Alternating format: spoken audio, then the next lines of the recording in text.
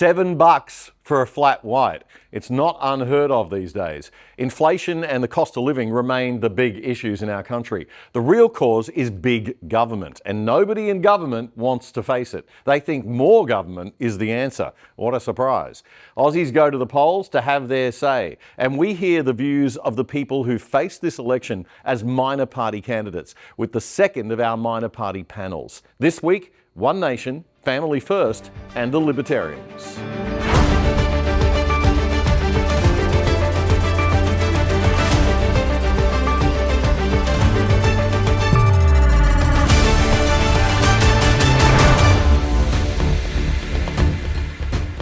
G'day Darwin, g'day Cairns, g'day Australia. This is episode 409 of The Other Side for the weekend commencing Friday, May 2, 2025, election week. I'm Damien Curry. The Other Side is your analysis of the best news and commentary without the woke. Our bias, we always declare it right up front, is sensible, centre, right. What we'd call good old-fashioned everyday common sense Aussie values. Although, who knows these days? And we definitely do not expect you to agree with everything we say. That is not what this show is about. We just want to bring you different perspectives for your consideration through a classical liberal, conservative and libertarian lens, unlike the left-wing lens that's dominant in most of our Australian media today. And most importantly, we pay our own way with your voluntary support via our website, othersidetv.com.au, othersidetv.com.au. Please get on there and sign up to get our newsletter and support us if you like what we do. A new show drops every Friday night at 7 p.m. on YouTube and Rumble and all good podcast platforms. Our big minor party panel discussion is coming up soon, but first up this week, it seems like The Voice is coming back, whether we like it or not. Penny Wong gave us a clear glimpse a couple of days ago of the profound arrogance of our nice and compassionate left-wing government. The Voice to Parliament referendum last year resoundingly crushed the horrible idea to cement racial division into our nation's constitution. But since then, Albo and the Labor Party, with the support of their cousins the Greens, have ignored the people, driving voice-like laws through state governments instead. And this week, Penny Wong gave us this on the Batuta podcast. Look, I think we'll look back on it in 10 years' time and it'll be a bit like marriage equality, don't you reckon? Like I always used to say, marriage equality, which took us such a bloody fight to get that done. And I thought, all this fuss, it'll become something. It'll be like people go, do we have an argument about that? They won't even like kids today or even adults today barely kind of clock that it used to be an issue. Remember how big an issue that was in culture wars? Yes. I remember Alan Joyce getting hit with a pie. It's just endless. It's just endless. The utter contempt for the more than 60% of Australians who voted against The Voice is just unbelievable. No, Penny, we didn't vote against The Voice because we're silly old-fashioned idiots. We voted against it because it was a terrible, racially divisive idea. And it's far more serious and has far more implications in terms of our national security, our future, our unity, our legal rights, our property rights, far more than the gay marriage issue. The Voice was an attempt to add an entire chapter to the Australian Constitution that would have had massive implications. The national vote on it was a resounding no. It wasn't just no, it was 60-40. Queensland was nearly 70-30 no. South Australia and WA were well above 60%. And the only place that voted for the thing was, you guessed it, the home of the bureaucratic elite middle manager class, the ACT. So for Penny Wong to just dismiss us like that and say, oh, I think we'll look back one day and we'll wonder how could we ever have rejected it? I mean, that is patronising in the extreme and really appalling. Albo's Minister for Aged Care and Sport. What a sensible combination of portfolios that is when you think about it. She's a Brisbane inner city millennial named Annika Wells.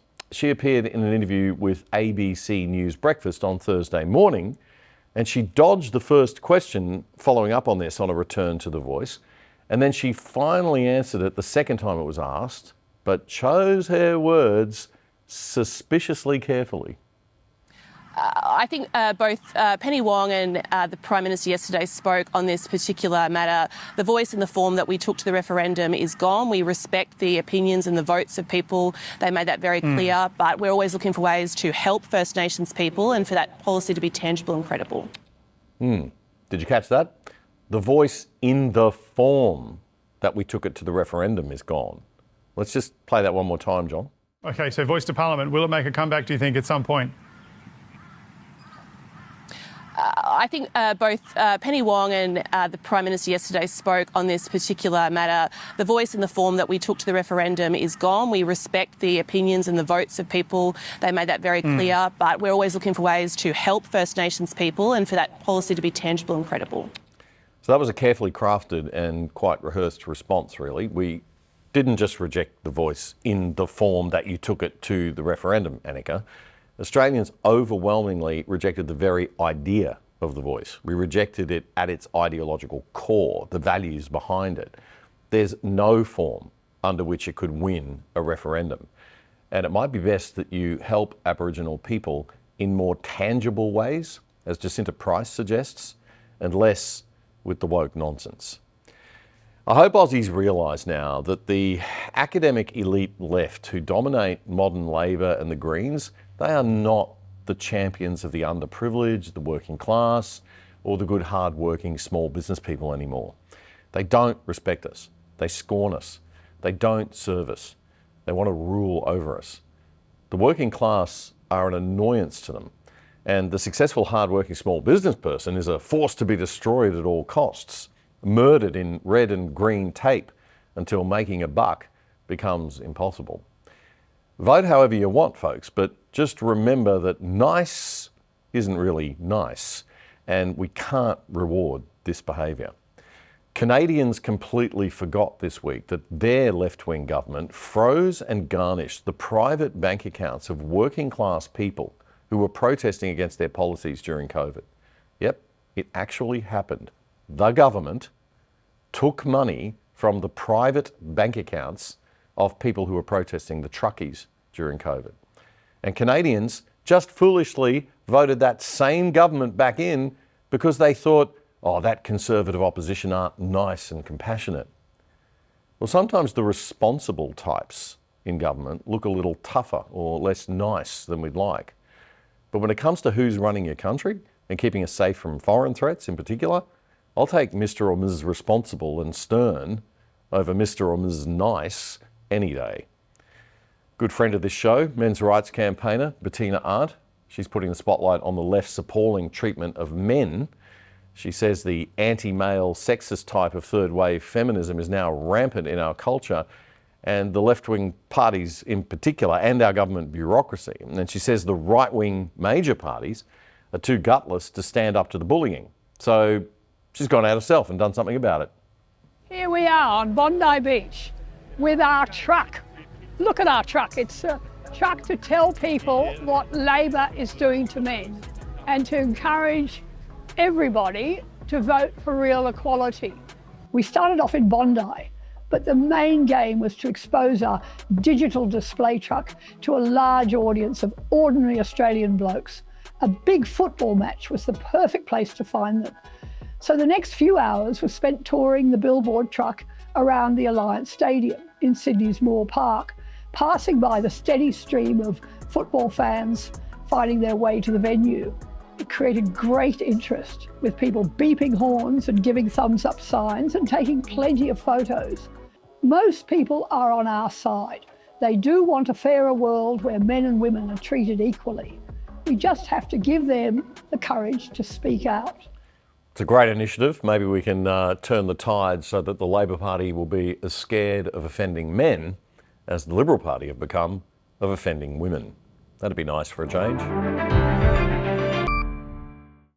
You may have noticed if you've been overseas on holiday recently that you can log into your streaming services like Netflix or Prime in other countries, but the shows they offer are different and sometimes even better.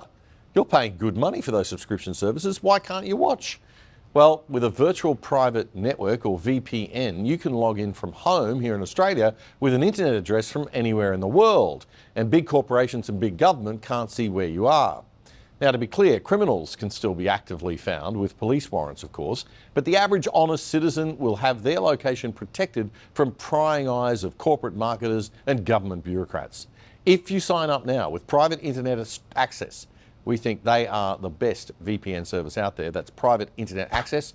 As a viewer of The Other Side, you can get 83% off the price of your subscription and get online for less than $3 a month. Check it out right now. Go to piavpn.com/otherside. That's piavpn.com/otherside. It's a great service and a rock bottom price, and you're helping keep The Other Side going and growing.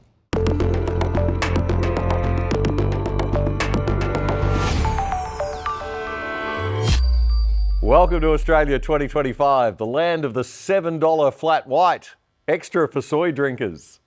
And there's a kind of divine justice about that in a way. An extra 50 cents for you, soy boy or girl or whatever. Apologies, of course, to the genuinely lactose intolerant. I do feel for you. The point is, none of us should be paying $7 for a flat white. In fact, we actually have to earn $10 to get a coffee because you're paying, remember, out of your post-tax dollars.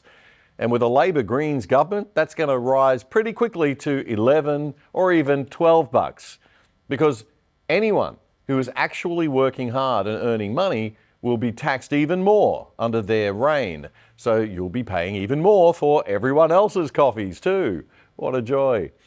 How long do you reckon it's going to be before the small business people, the healthcare workers, the tradies, the mine workers, even high school teachers, even though 80% of them seem to love left-wing economics and indoctrinating our kids with it, how long before they all just go, "Oh, stuff this, I've had enough"?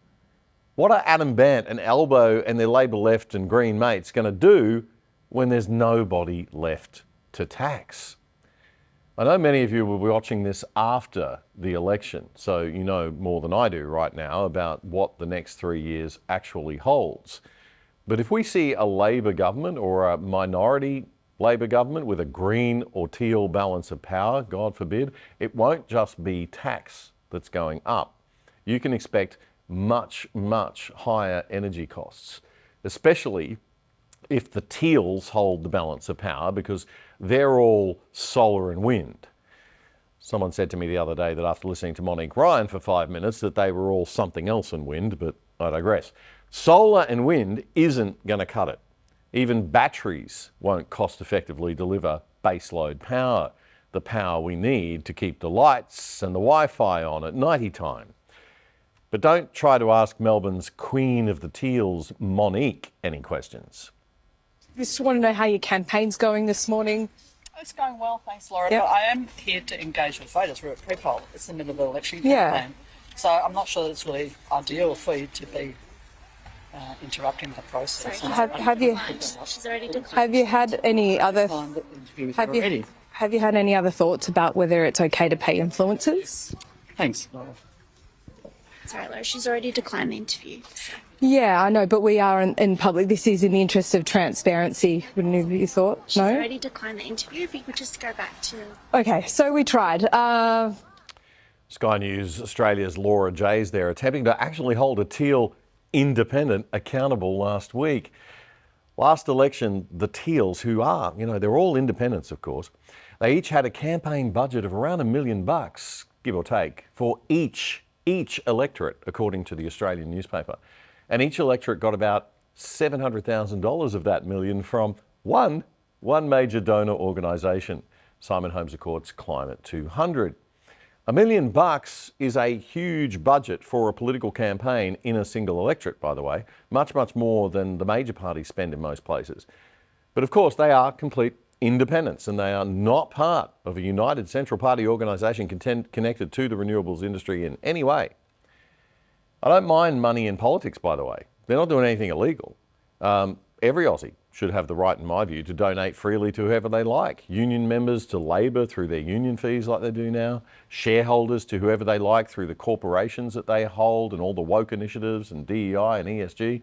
Individuals donating to political parties, that's fine. Let's just do it. It's the donor's choice, in my view. I just don't like too many rules, and I just don't like the hypocrisy of the Teals and the Greens, especially the Greens, when they say, oh, we don't accept corporate donations, or Teals pretending that they're not firmly connected to one single organisation, whether they're a party or not. Anyway, so we will have higher taxes and higher energy costs, and energy underpins everything. So everything we buy is going to get more expensive. Inflation is going to be across the board. Also, under the Green Labor housing strategy, that supply we don't have enough of housing, supply will be completely murdered. Nobody is going to want to invest or build residential housing under the Labor plan, and especially not under the lunatic Greens plan. And don't expect the Greens to want to speak to the public either. As the member for the Brisbane seat of Ryan, Elizabeth Watson-Brown, demonstrated at a community event where she was there to speak. She was supposed to be taking questions, but apparently not questions from a 25-year-old Conservative like Barclay McGain. It's a cost of living election, Elizabeth, and you don't want to answer questions about how your policies are going to make it really hard for me to own a home. You already own 3 homes, Elizabeth. The number one issue we discussed was cost of living, and it didn't even get brought up. Elizabeth Watson-Brown said that housing is a human right. She owns 3 houses. 2 of them are investment properties. Yeah. Both the items delayed with the... So she won't answer the question? No, we have to stick to... Is it impossible to answer, Elizabeth? I mean, you've got a few minutes to answer here. Greens MP for the Brisbane seat of Ryan, Elizabeth Watson-Brown, not answering pretty basic questions, and she needs an Anglican priest to play blocker for her in the Brisbane electorate of Ryan. I think the Liberals are going to win that one back, frankly. They have a good candidate there in Maggie Forrest. And Jared Rennick's party has also got a candidate named Nicole Delap, who's pretty good. She's there too. So I don't think things are looking too good for Dizzy Lizzy. But the stupidity of the rich boomer Green voter crowd knows no bounds. And the granny Greens love a good virtue signal. But it's not only the Teals and Greens that have been running away from microphones and cameras this election cycle. While Penny Wong only showed her contempt for Australians and her arrogance by appearing on that Batuta podcast and implying that those of us who voted no in the Voice referendum are just silly old buggers who would one day look back and laugh at our silliness, she did at least, you've got to give her credit, make an effort to appear on a long-form podcast. So, but the way the major parties have been ignoring new media this election generally, it's inexcusable, outdated 20th century public relations. If you can't have a real, sincere, deep, long discussion in politics these days, you don't belong in politics these days. The soundbite era is dead. You can't hide behind an overly controlled media strategy anymore. And cameras are everywhere, ready to reveal your hypocrisy at any moment. Everybody has got in their pocket the equivalent of a television camera from the days when I was in television. That's the technology of an iPhone. As Albo discovered himself this week when he brushed off one of his own volunteers at a polling booth. You kissing me, boss? Yeah. My husband, you Yeah. Sorry. You kissing me, boss? Yeah. My husband, you Yeah.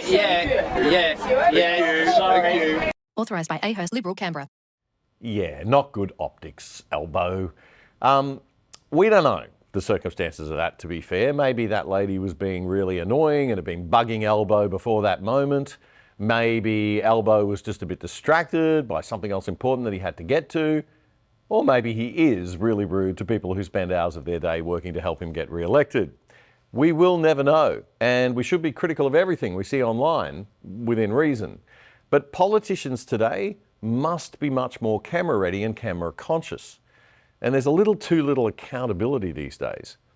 What annoys me is when they criticise shows like this for misinformation, yet when we contact a government department or a minister's office these days, instead of treating us like the new media we actually are, with the substantial audiences we actually have, they treat us like a minor irritation and usually just ignore us. Fine, no worries. Saves me a lot of time. But don't blame me if your story doesn't get told accurately because you didn't provide the right info.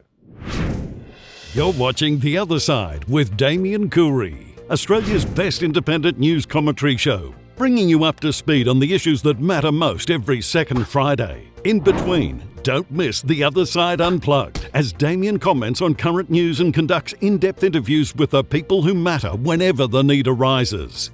Simply subscribe for free on YouTube by hitting the subscribe button and bell so you'll be notified whenever we post anything. And to really stay in touch, check out our independent website at othersidetv.com.au. You can sign up for free there too, or join the exclusive side and help support our show for less than $5 a month. This is The Other Side. The political left in Australia relies on the ignorance, sometimes willful, but sometimes completely innocent, of people who don't watch shows like this one, where we're trying to understand things and learn and grow together to make our country better. A lot of the ignorant people who vote Green or Labor and walk amongst us are just well-meaning, ordinary, hard-working Aussies who are too busy to worry about economics and politics. They think that governments can just create money out of thin air. They think houses will pay for themselves and government can create supply with a stroke of the pen. They can't. Governments don't create any wealth. They can channel resources sometimes to help the rest of Australia to more easily create wealth by enabling stuff to get done and built. That is what government is supposed to be for. That and, keeping us safe from foreign invaders, etc. I sure don't trust a Green Labor government to do that, that's for sure. But government, all up, is a cost on the rest of us that we pay for through our taxes because we need it. It is a necessary evil that we have allowed to become our sugar daddy or sugar mummy, more accurately these days. There are a lot more women than men really calling the shots in government. Yay, sisterhood.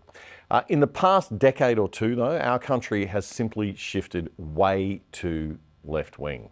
The Greens have gone from being an environmental party to being a Marxist party, driving every woke, nutty idea that they can think of. One Brisbane City Councillor has a simple solution to find accommodation: break and enter. As a matter of practical common sense, it is better for people to check whether properties are vacant long term before trying to break into them. Yeah, that was the Greens candidate for Lord Mayor of Brisbane at the last City Council election in the Sunshine State. They've massively shifted to the radical loony left end of the political spectrum. Now, the Labor Party used to have sensible centrist policy and a very strong Labor right faction. Now we've got Albo, the university socialist, and Jim Chalmers and his little manifesto to run a centrally controlled economy that he wrote when he first got into power. And the Liberal and National parties have even shifted left in the worst political strategy known to man, a vain attempt to follow and chase Labor instead of pulling the centre back to the right by actually leading. Again, I know many of you will be watching this after the election, know the result already, but the reason people should not be voting left or shouldn't have voted left at this particular Australian election is not because of the arrogance of Penny Wong or the camera avoidance of Labor, Teals or Greens that we've been discussing in the show this week. It's because it's a bad idea to vote left. And even if you consider yourself a bit of a lefty in normal times, it's a very bad idea to vote left right now. Government today not only doesn't respect working class family values or want to help people in business to make a buck for the country and create jobs, government today actively works to make it harder for Aussies to make a buck and a profit and get ahead. And if there's no chance of a profit, who wants to bother working their butts off and taking any risk? If a government job will pay more with much less stress and worry, why not take it? They disincentivise people from setting up a business by making it painfully hard and unrewarding. And that is a crying shame in a nation as wonderful and blessed as this. And then the Green Labor types keep telling us how we should just let them centrally control everything, then they'll fix it all. It's a Marxist lie as old as, well, Marx. And every election, they rely on the hard-working, normal, good people to buy their lie. And they do. Why? Because not everyone has the benefit of an economics education or awareness of what liberal free markets are all about or where Australia's wealth really comes from. Left-wing ideas sound nice. They sound compassionate and they sound kind.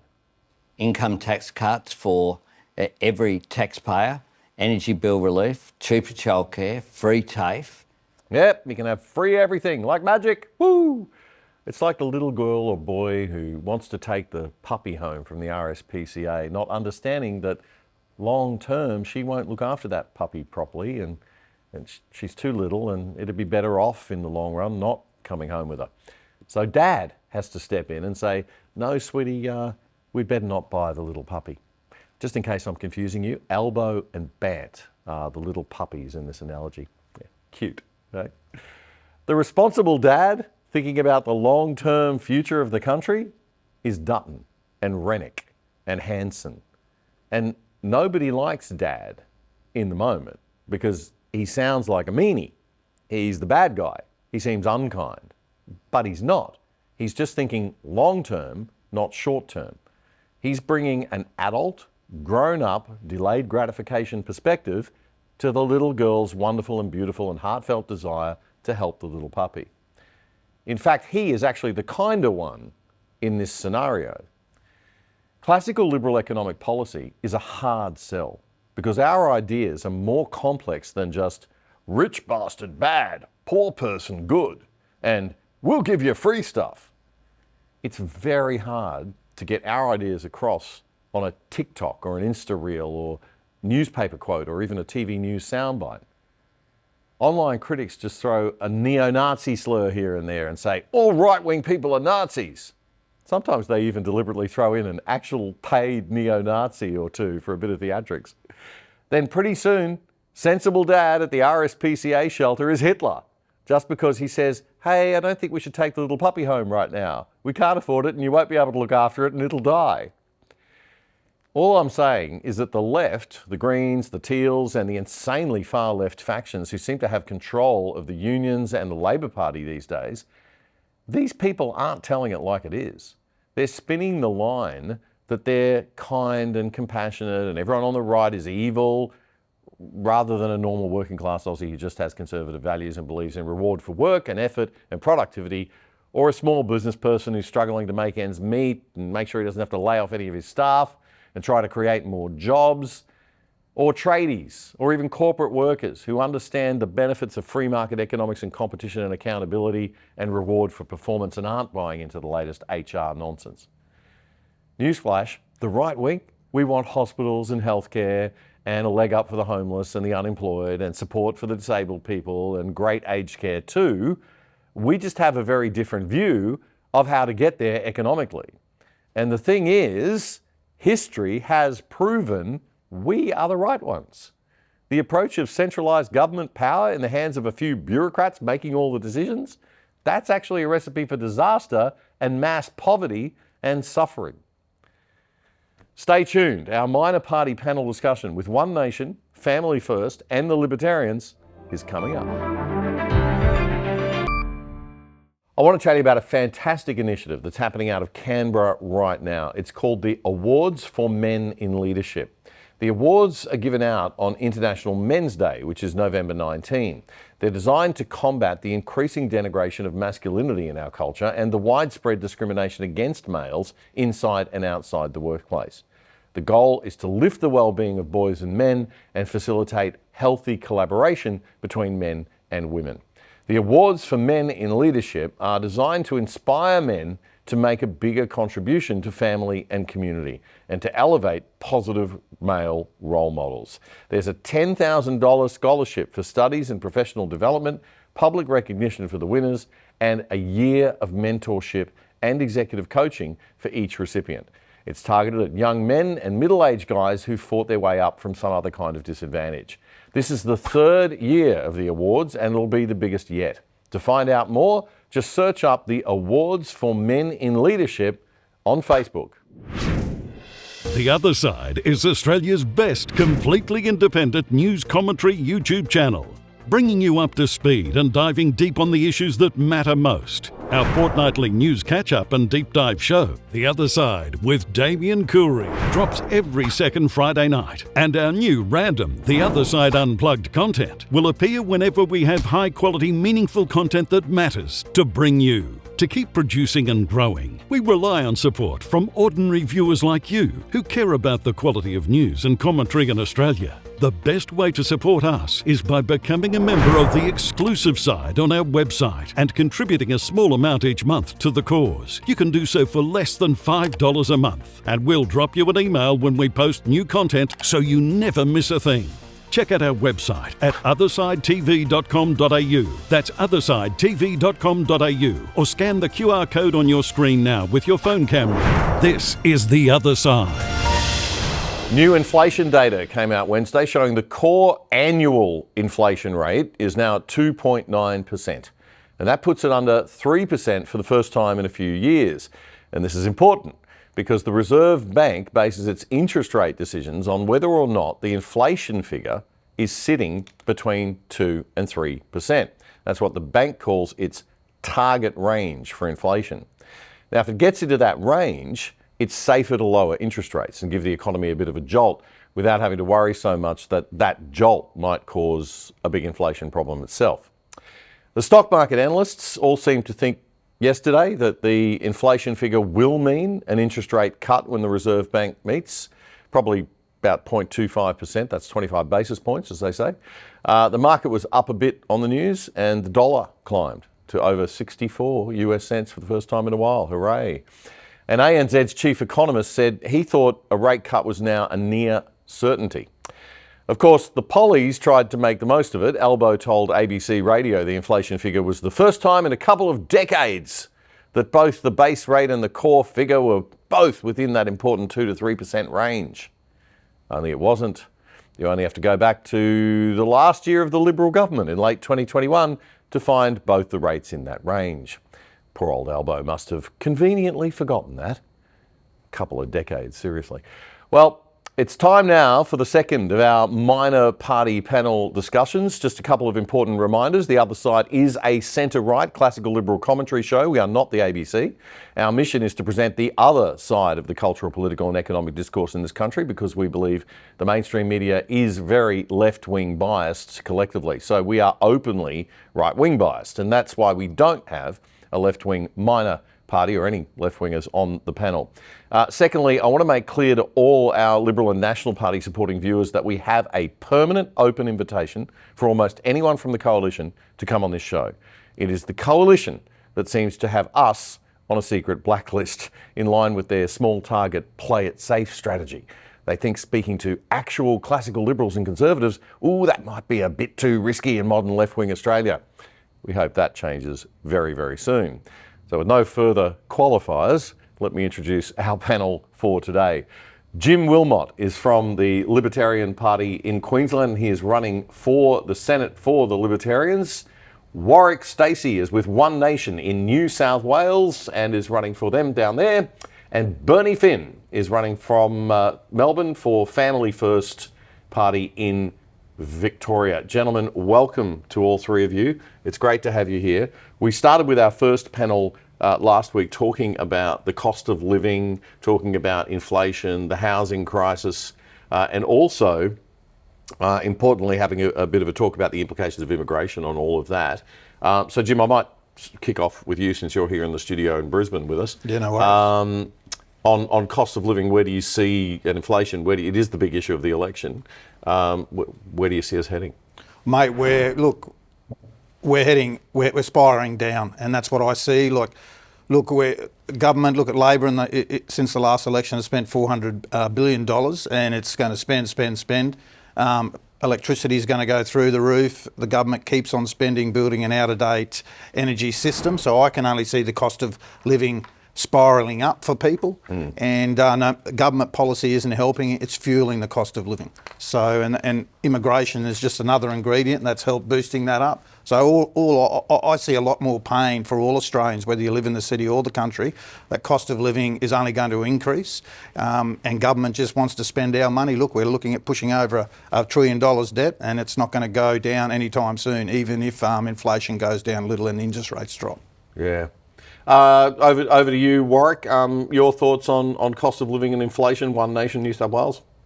Well, Damien, as has been said, it's out of control. Everything is out of control. This government has no control. Not only is it mismanaging the economy. It mismanages everything it touches, and everything is uncontrolled. So immigration is uncontrolled, spending is uncontrolled. Dutton and Albanese are just matching each other in their spending. I mean, it can't even be planned, because Albanese came out with a 8.5 billion spending plan for Medicare. It was immediately matched by Dutton with $10 billion. So the question is, why weren't these things announced earlier if they were so important? And obviously, it was purely trying to outspend each other. So the standard of living... It's been a stupid campaign, hasn't it, like that? It's been just this sort of back and forth nonsense of just like, this, we'll do this, we'll do that, we'll do that. I think the electorate have just tuned out. That's not what they're voting on. Well, exactly. And now we have our standard of living has dropped by 10%. It's the largest drop in the OECD. It's absolutely outrageous. Australia is the first world country. It's the country that everybody in the world wants to which they want to emigrate, and we are not destroying, our governments are destroying our economy, our social cohesion, and our country. Yeah. Bernie Finn, Family First, Victoria. Bernie, what are your thoughts? Yeah, g'day, Damien. Look, I can't disagree with either of the gentlemen that you've heard from so far. I mean, the bottom line is that Australia is in a lot of trouble. If we happen to get a Labor Greens government this weekend, then Australia will never recover, and there will be the sort of spending that is just going to destroy the nation. Really, the thing that's going to be driving inflation, the thing that's going to be driving the rise in the cost of living, is the power prices. And as long as we continue down this ridiculous path of renewables, we're going to have this pressure on power prices to continue to rise. And, you know, we've been told by Albo that we shouldn't concern ourselves with what's gone in the past. You know, the $275 promise is gone as far as he's concerned, and we should all forget it. But the fact of the matter is that he can't give any guarantees as to what's going to happen. That's because he knows what's going to happen, and that is the price of electricity will go through the roof. And if the price of electricity goes through the roof, everything will go through the roof, because that affects everything. Manufacturing, production, everything. It's a fact of life, and we really have to do something about that. I mean, we've got 300 years of coal in the ground in Victoria alone that we could use to keep the cost of living down, to force those power prices down, and we need to do that. We really desperately need to do that. But unfortunately, I have no confidence that either side would do that. It's just appalling, given that both sides have once again turned this election campaign into an auction. Baseload power is something that I don't think people really understand. You know, the fact that we need to have that baseload power, and you cannot get it out of what they call renewable energy, wind and solar. Yeah, you can't unfortunately, unless you've got a lot of batteries, and the battery technology is not there. So we need nuclear. Oh no, you can't have nuclear. Okay, well then we need to keep the coal-fired power. Oh no, you can't keep the coal-fired power stations going. It's like, and then it's like, well, you know, then things are going to go. Oh no, but we can't afford a house. I mean, we are in a bad state of affairs culturally, and this is why, you know, it's why I do this show. I'm not in politics like you guys, because I think we've got to shift this culture, right, before we're ever going to get any change. We're not getting that from our major parties. Jim, what's just in terms of some of those issues that are driving up? Get back on topic about housing and I mean, how does that affect? I know you're very connected with the rural Queensland voters and the issues out there.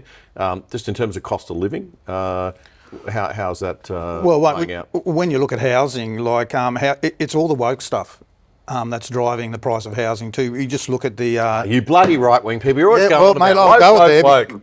Well, just look at the national building. We created woke on the left, but, you know, we just mock you now for challenging it. Yeah. Well, it's filtering through, you know. Look at all everywhere. The national building standards, mate. Look at all the, at a state government level, state planning level, local government level. It's like this huge electric legislative blanket's been rolled out and is being wound up. Yeah. Every day, and it's just stopping us in this mud. We're stuck in this mud of bureaucratic red tape, which is preventing us from actually building houses. It's increasing the cost of energy. And let's just go back to energy again, because we're paying 3 times. Our energy costs are going up domestically, industrially. We're paying, and so it's raising the price of all the materials to build a house, to transport a house, but it's also the $17 billion in subsidies that we're paying. So it's a triple whammy. So you've got that, and really it's like local government at a local level, like they can't afford the trunk infrastructure to connect to these new developments. They're really being, I guess, restricted in actually opening up new ground. And really, can I say that they are just, local governments, it's not in my backyard. We need to break down the rural-urban divisions there and make sure that, look how much land there is in Australia, and we should have heaps of land available for houses, and developers are walking away because they look at the red tape I've got to face, look at the costs. And well, you do a spreadsheet on the cost and you just go, well, there's no money. This is not, well, I'll put the money in the bank, or I'll stick it in the stock market, I'll get 7%, much less risk. We've got to take a break. We'll come back in just a moment with our minor party panel, our second minor party panel here on The Other Side.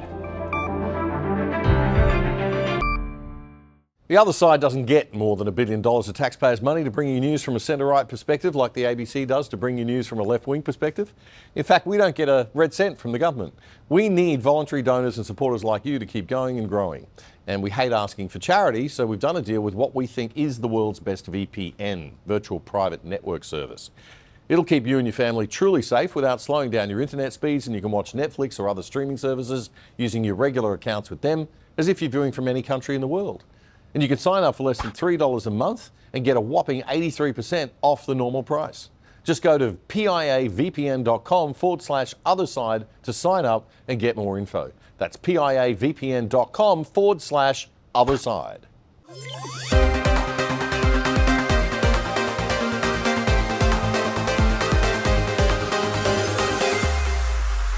Welcome back to our second minor party panel discussion on The Other Side. Just a reminder that The Other Side is a centre-right classical liberal commentary show. We're not the ABC, and that's why we don't have any left-wing minor parties on the panel.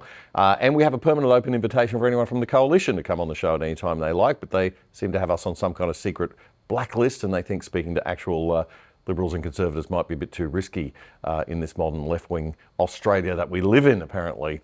Joining me on the panel today is Jim Wilmott from the Libertarian Party in Queensland, the lead Senate candidate, Warwick Stacey, lead Senate candidate for One Nation in New South Wales, and Bernie Finn from the Family First Party in Victoria. So, gentlemen, I want to ask each of you why you're not in the Liberal Party, basically. We'll start with you, Warwick, this time. What is it that sort of motivated you to get involved with One Nation, or get involved in politics, get involved with One Nation? Tell us a little bit about your background. Damien, well, first of all, I was in the Liberal Party, and I left it in 2016 because of Turnbull's narcissistic backstabbing of Tony Abbott. I'm an Australian. I was born in Australia, brought up in Australia. I ended up serving in the British Army, and I was trained in leadership at the Royal Military Academy, Sandhurst. I served in the two most elite regiments in the British Army, indeed in the Western world, if not the world, the Parachute Regiment and 22 SAS. And I served under tremendous military commanders. I saw leadership in action on operations, in training. When I came back to Australia, I served 10 years in the Australian Army Reserve, and there were some excellent military commanders there, CEOs under whom I served.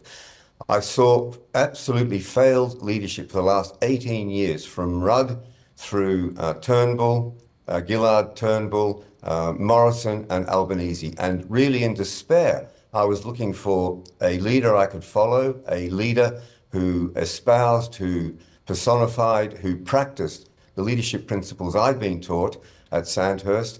And I saw that in Pauline Hanson, I think the only political party leader that I saw at this time, up until now, who practices the leadership qualities drilled into me that I've seen serving under commanders, tremendous commanders around the world. So I'm here because I want to bring my leadership experience, my understanding of where Australia should be going into the Senate alongside Pauline Hanson and Malcolm Roberts.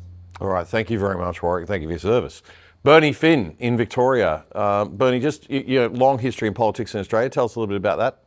Well, I was a member of the Liberal Party for 41 years, which is a very long time, and I have to say I feel that my life has been wasted largely.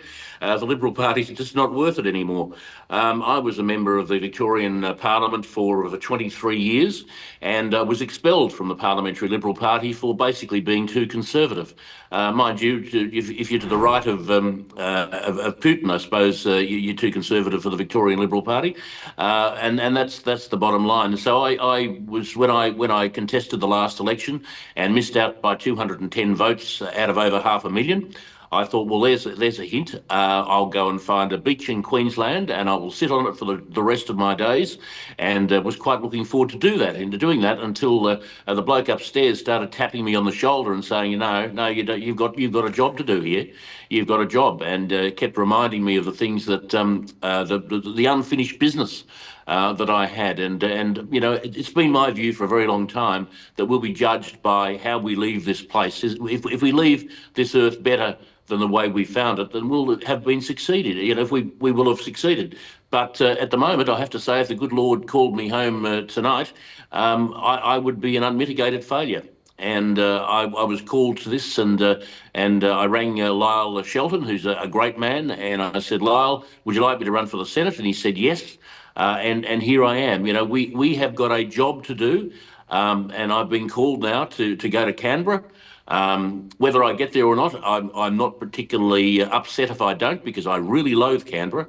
I detest Canberra, and I don't want to go there. But you'll do it if you have to. You've got for to your do country. what you've got to do. You're the type of politician we need more of. What politician doesn't want to be a politician? We've got too many little career kids in the politics in this country. Given the choice of Surfers Paradise and Canberra, give me Surfers any day of the week. Let me tell you. But you got to do. But you got to do what you got to do. We have better spots in Queensland than Surfers, mate. But I'm sure there are. Yeah. Jim, what about your story? You've got a really. We've had you on the show before, I know, talking about your work in rural. Yeah, mate. Look, I've grown up in rural and regional Queensland all my life. My dad was a shearer, my mum was a shearer's cook, so I've been around rural and regional Queensland. And look, that's what's really driven me. I actually spent a fair bit of time in the public service out in the outback, in through major provincial cities, ended up in Brisbane. People said, don't go there, Jim, you'll be disappointed. And after a couple of years, mate, I was disappointed because really, as I did a bit of time as a ministerial advisor even, until they found out I was actually a true national from the country under Welford, and so I left that position pretty quickly. But just frustration. Once you get inside the public service in the senior position a couple of decades ago, they're really so out of touch, mate. The policy development back then cycle was broken, and it continues to be broken, and it's really...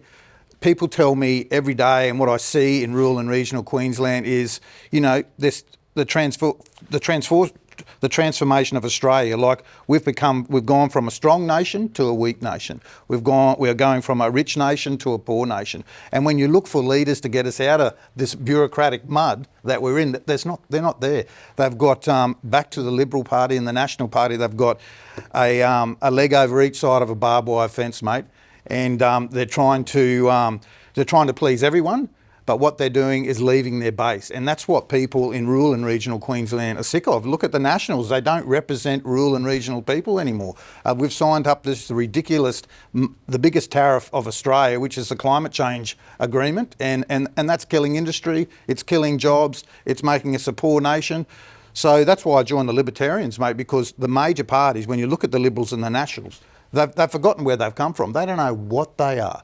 And all we see is we're sliding progressively left, and we are just being left in the dust. And rural and regional people have had enough. People in the urban fringe in Queensland have had enough, and that's why I've stepped up because, mate, there's too many career politicians there. It's really just the inner cities that are left wing in Australia, or lean left. But there is a demographic, and it came out in the US election, this massive divide when they looked at the data between university-educated women, and I'm not being sexist here, this is just the way it came out, university-educated women and everybody else. Yep. So it was like university-educated women were just politically one pole, and then the other pole was everybody else. University-educated men, non-university educated women, and non-university educated men. So working class sort of, people, good working class people. So That's the new divide in politics. It's not left and right so much anymore. It's that divide, and I think Australia really mirrors that. It's quite fascinating. The Liberal Party, of course, the problem is, of course, that university-educated female cohort are now very, very powerful inside our bureaucracy, inside our corporations. They run, if they're not running the show, they're heavily influential. And good luck to them, I guess. They've got there. But the pushback has to start, doesn't it, a little bit? Just coming back to you, Warwick, for a second, your thoughts on all of that and just where we're at in Australia in terms of the governance of our country and what we need to do? Yes, it's a complete failure of leadership. And Peter Dutton had the chance to show a differentiation between himself and Albanese when he was asked about net zero, coming out of net zero, coming out of the 82% renewables, coming out of Paris, and he said he wouldn't. And he's also said that he wouldn't really touch immigration, if I remember correctly. Now, I heard somebody say that if Dutton fails in this election, he wants him to fail for the right reasons, not for the wrong reasons. The wrong reasons will be that he's tried to match Albanese. He hasn't stood for anything, and if he stood for principles, for strong conservative principles, and failed, then fair enough, he tried. But there is cannot really see any difference between himself and Dutton. David Littleproud, Jacinta Price came out and said, "Make Australia great again," and suddenly all hell breaks loose. David Littleproud clutches his chest, goes to the ground. The defibrillator has to be brought out to bring him around. It's absolutely absurd. Andrew Hastie is attacked for taking a position, for having an opinion about something military, which he had experienced himself.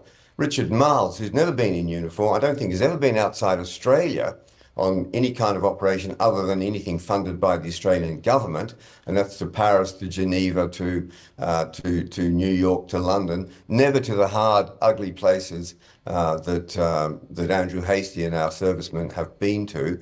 And for his opinion, Marles says that Andrew Hastie it's untenable that he might replace Marles himself.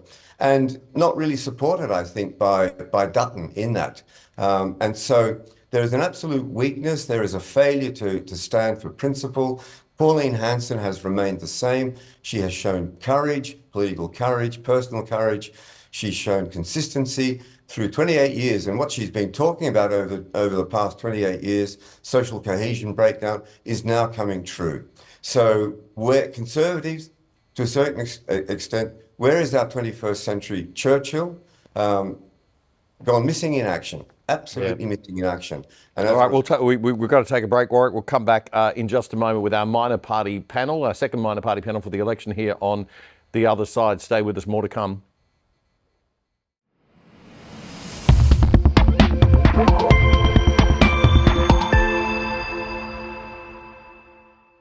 Welcome back. There is an alternative in this election. If you don't want to vote for the uni party, as people call it, the Lib Lab, Lib Lab Green, I should say, you can vote for a number of very good minor parties and independent candidates all around the country that speak a lot of sense and have experience and work outside those big party machines. We're continuing with our second minor party panel discussion on the other side now. Just a reminder that we are a right-wing leaning show. We make it very clear we're not the ABC. We don't do everything in balance. We're here to bring the other side. So our panel is not going to include any left-wing people. We're looking at the centre, right, and right minor parties.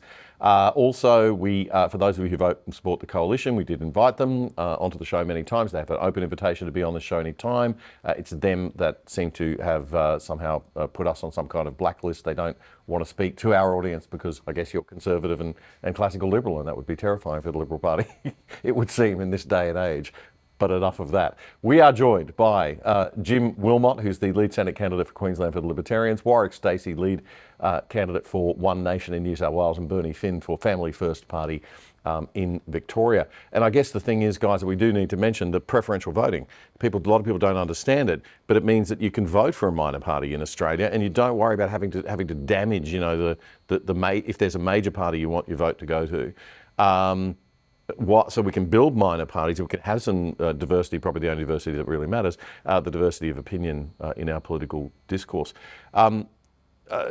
Bernie, just to go to you first of all this time, but you've been playing the game for a long time.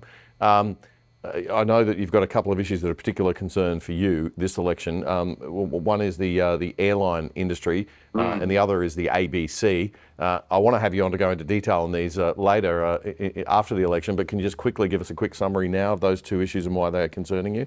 Well, I think it's important that we have diversity. It's important, if I can use that term, it's important that we have competition in the airline industry. And unfortunately, it seems the government is conspiring to stop that competition. We've had, 2 or 3, maybe 4 airlines that have basically been put out of business by government regulation.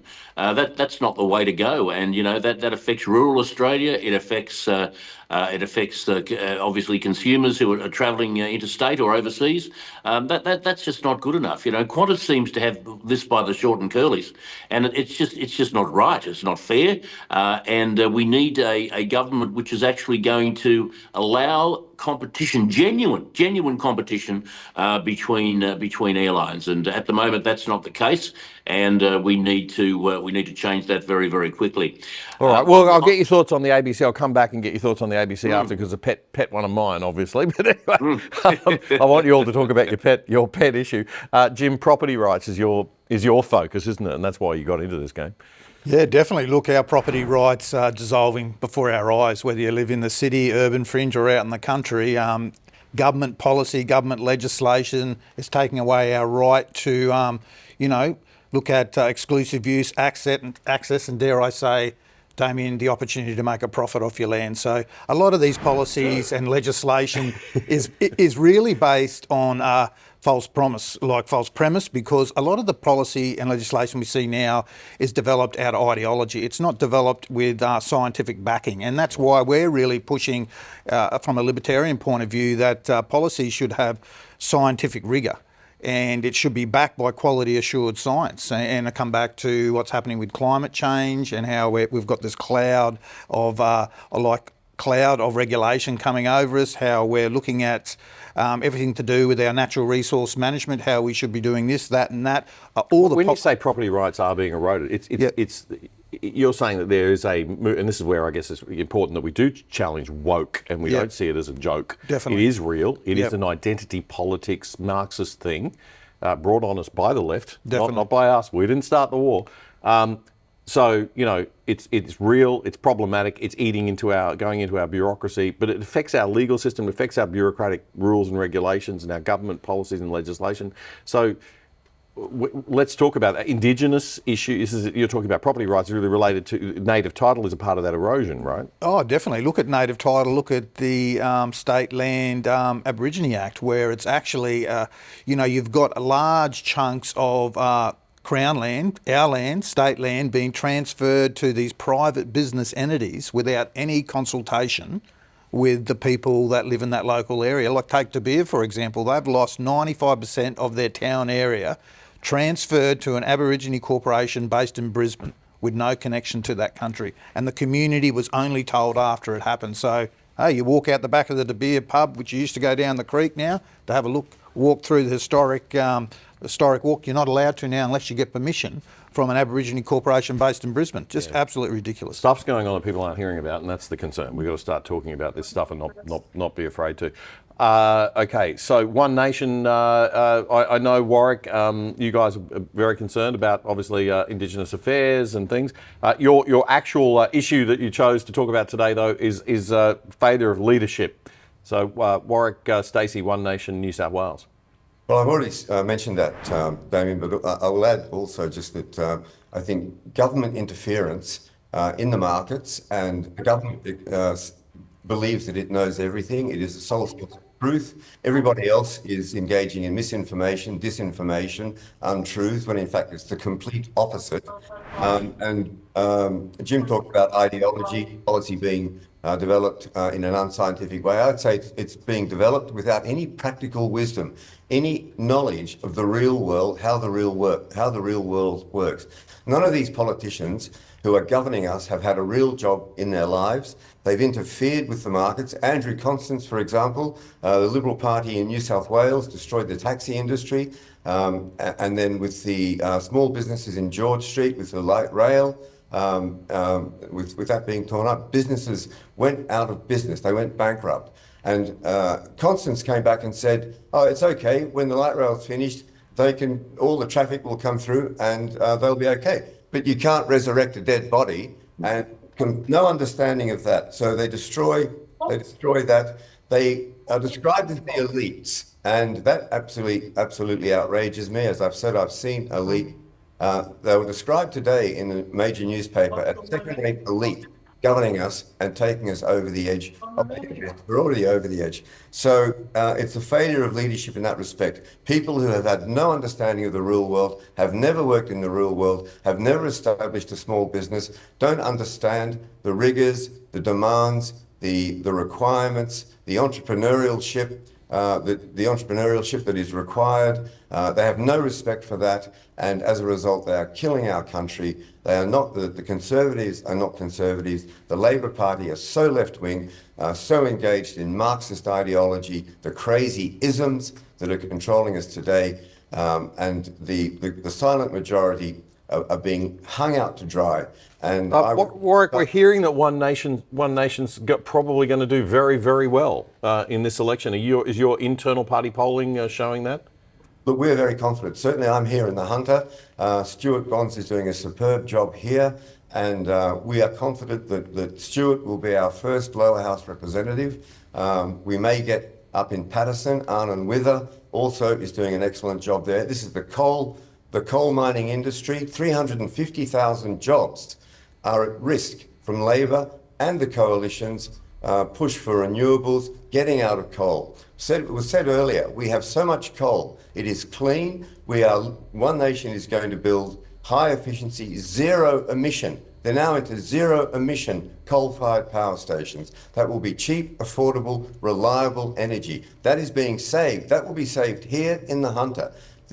All right, I've got to go, but I would love to get you on to talk about that after the election a bit more. The zero emission coal-fired power station. That sounds absolutely fascinating. But I'm looking forward to seeing a solid result from One Nation this time around. It'd be fantastic to have a Conservative Party in this country that's actually scoring at a decent level, and we can get at least one member in the lower house. And I think maybe Stuart Bonds in the Hunter is the guy. All right, and hopefully all three of you will be successful in the Senate as well. Bernie, just finishing back with you on the ABC, one of my pet peeves, of course, because of the barrier of entry it presents to people like us who are trying to start a small business media outlet. We're competing with this monster. Tell us your perspective on the ABC. My view has long been that the ABC is not the national broadcaster. The ABC is a national disgrace. And the fact that we're spending $1.5 billion every year to keep this monolith of left-wing propaganda on the air, I think is absolutely shameful. It used to annoy me years ago when I was working in commercial radio that I would be paid every 2 weeks, and not all that much, I have to say. But some of that tax that I did pay would be going to keep my opponents going. And what we have seen of recent times is that the ABC, particularly in this radio section in Melbourne and Sydney, they haven't got any listeners anymore, but they're still there. They're still going strong, and there's no challenge to the people on air. So, you've got very few people watching them. They've got no listeners, but it's still costing us $1.5 billion every year. I mean, what is going on there? And it is, I suppose, the leading the way in terms of left-wing propaganda in this country. What is going on there that we have this happening? I'm glad to see Peter Dutton has made some small noises about the ABC in the last few days, but he needs to be strong on this. I mean, the ABC has to have the plug pulled, and the sooner it's done, the better. I know it's good for farmers with the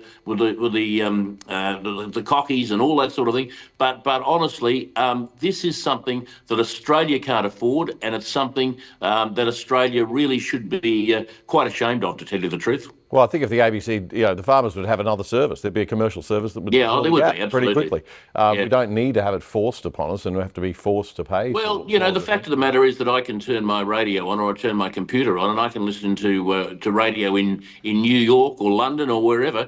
It's not too hard to find something that's going to serve the purposes of people in country Victoria or country New South Wales or country Queensland.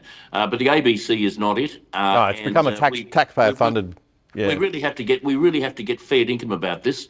It's just not good enough that we have these people who are untouchable. I mean, they are there irrespective of the audience that they may or may not have, and it's may not at the minute. They are there and being paid shiploads of money.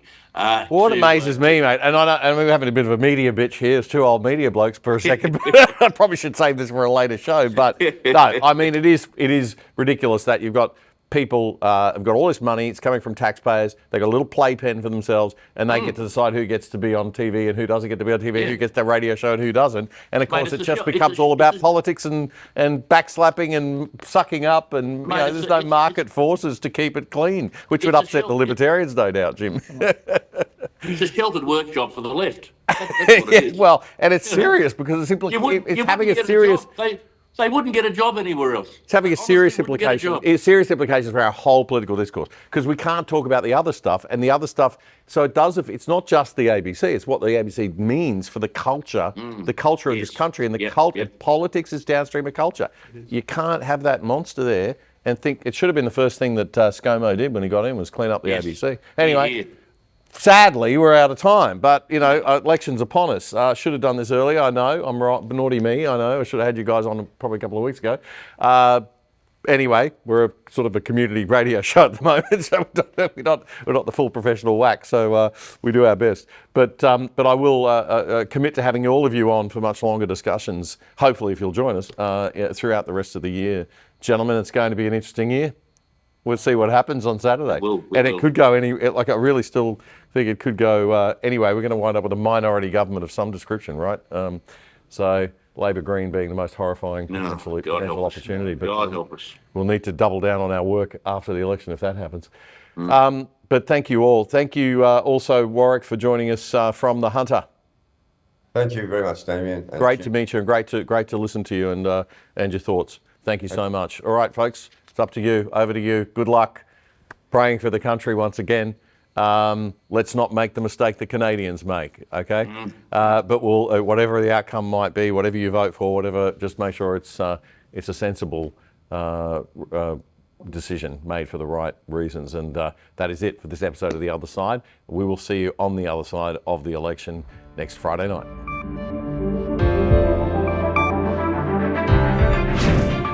The Other Side with Damien Coorey is Australia's best independent news commentary show, bringing you up to speed on the issues that matter most every second Friday. In between, don't miss The Other Side Unplugged, as Damien comments on current news and conducts in-depth interviews with the people who matter whenever the need arises. Simply subscribe for free on YouTube by hitting the subscribe button and bell, so you'll be notified whenever we post anything. And to really stay in touch, check out our independent website at othersidetv.com.au. You can sign up for free there too, or join the exclusive side and help support our show for less than $5 a month.